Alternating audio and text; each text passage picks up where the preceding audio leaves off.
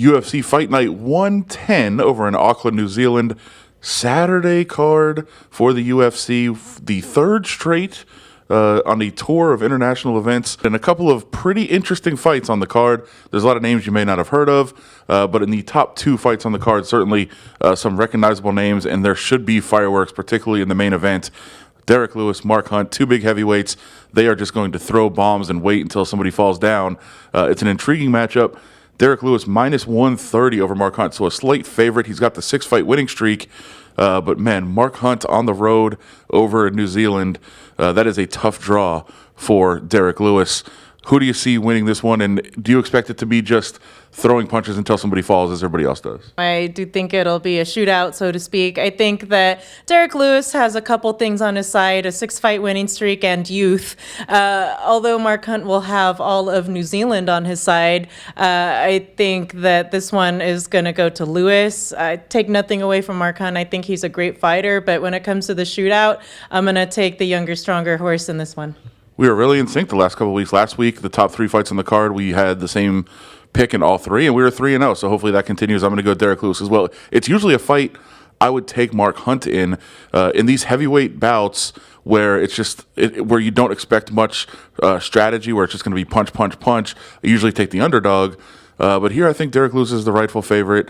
Not a huge favorite, just as I said, $1.30, but I think he's going to get the victory win for the 7th straight time. Daniel Kelly, Derek Brunson in the co-main. Derek Brunson, a pretty big favorite, minus 280. I think his style is great. He's a great wrestler. He's got a lot of talent.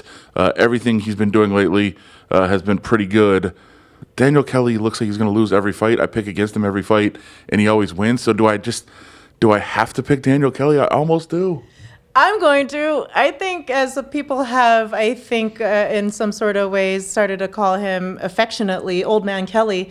I think he is just a tough-nosed opponent. He's very close to his own home of Australia here in this fight. He's got the judo background. His striking has a lot to be desired, but somehow he's always made it work for him. I haven't seen much of Daniel Kelly's grappling, except for the one opponent he did submit, I believe, when he made his UFC debut. But aside from that, he hasn't used much of his grappling lately, so I'd like to see that fight play out in the ground, actually. I think you talked me into it. I think all the advantages go to Derek Brunson. Everything about this fight says pick Derek Brunson. You just can't pick against Daniel Kelly. He seems to win every single time, and nobody ever thinks he's going to. So I guess we'll just keep picking him until he loses and proves us right. When he finally loses, he'll prove us right. I guess that's how it would work. But yeah, we'll just keep going with him. Check out the rest of the picks up at coveringthecage.com for the main card. Both coming off 4-1 weeks. Last week, UFC 212. See if we can keep it going. And make sure you follow us on Twitter at AdamHillLVRJ, at Heidi Fang, at Covering the Cage. Check us out all over social media and during the fights, and come back afterwards to find out who won. coveringthecage.com.